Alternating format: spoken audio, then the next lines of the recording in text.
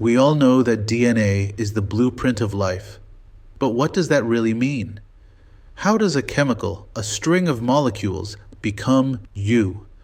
How does it build your eyes, your heart, your brain? This is the central question of HS-LS1-1. We're going to see that the secret isn't just having DNA.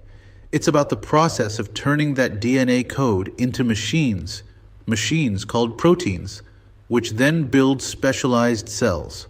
Think about your body as a massive, complex city. That city is made of trillions of tiny citizens, or cells. But it's not a city where everyone does the same job. You have power plant cells in your muscles, communication cells in your nerves, and border patrol cells in your skin. They are all specialized. The amazing part is that they all came from a single original cell. The blueprint in each one is identical, but they've all chosen different careers. Today, we find out how. Let's zoom in on one of those cells. It's not just a blob, it's a bustling factory. It's taking in raw materials, shipping out waste, and most importantly, building things. The main product of this factory is proteins. Proteins are the most versatile things in the universe. They are the bricks, the wires, the computers, and the workers of the cell. If a cell needs a job done, 99% of the time, a protein is what does it. So, if the cell factory's job is to build proteins, where does it get the instructions? It gets them from the master blueprint, DNA. The DNA is kept safe in the boss's office, the nucleus.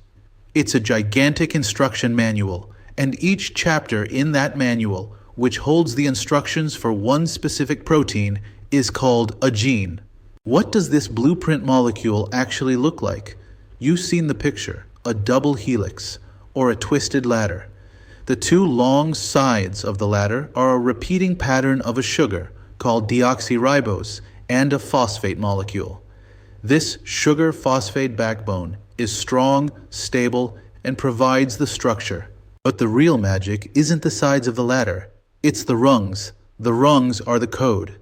They are made of 4 different chemical letters called nitrogenous bases. You just need to know their initials. A for adenine, T for thymine, C for cytosine, and G for guanine. The entire instruction manual for you is written using only these 4 letters. Here is the fundamental rule that makes DNA work. The rungs aren't just one base, they're a pair. And the pairing isn't random. A always pairs with T. C always pairs with G. They fit together like a lock and key.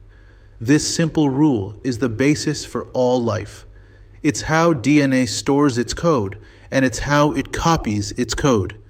The sequence of these letters, like ATT-CGA, is the gene. This creates a big engineering problem for the cell. The DNA blueprint is in the nucleus. It's massive, delicate, and way too important to risk damaging. But the factory floor, the place where proteins are actually built, is a machine called a ribosome, and it's out in the cytoplasm. The blueprint can't go to the factory, so how do the instructions get out? The cell uses a messenger. It makes a cheap, temporary, disposable copy of just the one page or one gene that it needs. This copy is called messenger RNA, or mRNA. It's similar to DNA, but it's a single strand, not a double helix. And it has one key letter swap. Instead of thymine T, it uses uracil, U. So where DNA has an A, RNA pairs it with a U.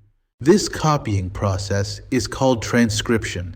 Script means to write, and trans means across.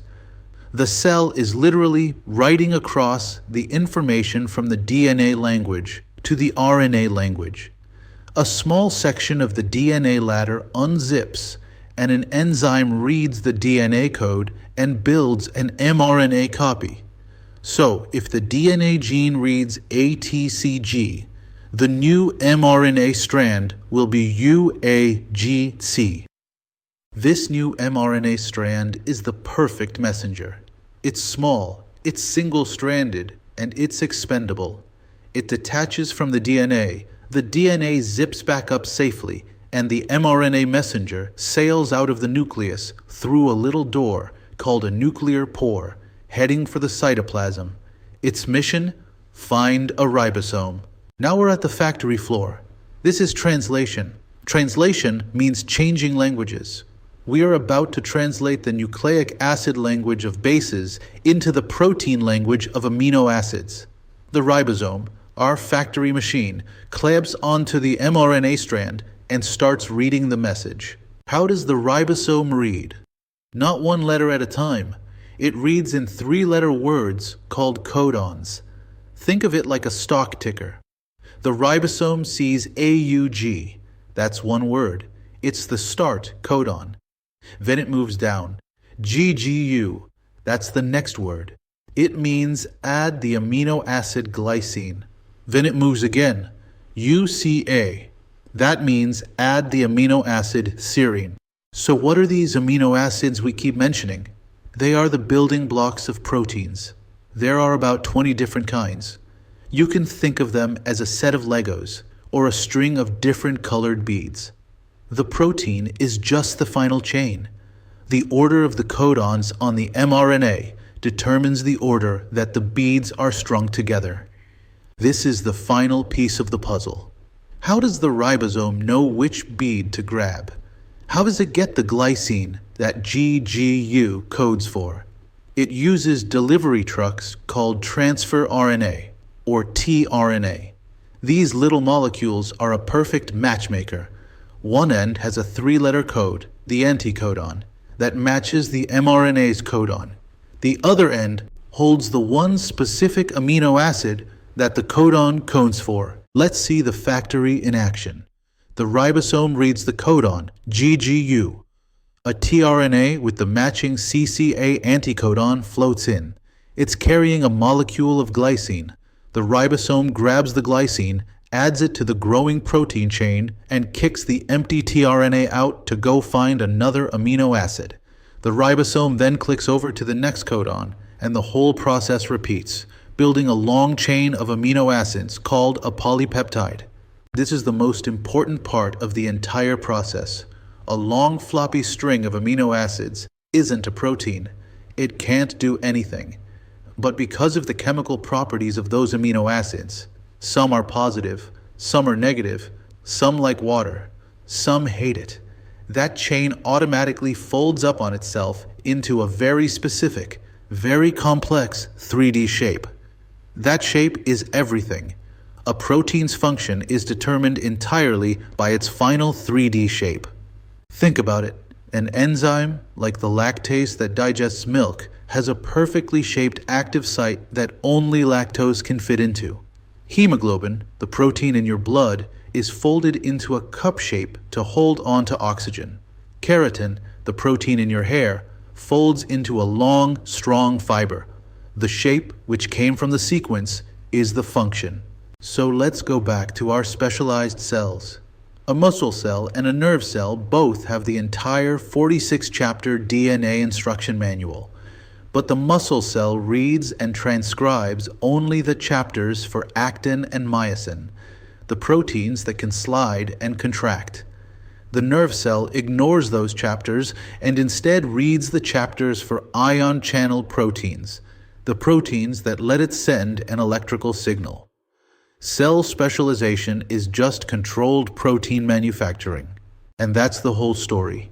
The order of the bases in your DNA, the gene, determines the order of the codons in the mRNA. This determines the order of the amino acids. This determines the final 3D shape of the protein. That shape gives the protein its function. And by building collections of specific functional proteins, a cell becomes specialized, like a muscle cell or a nerve cell, to perform a specific task for your body.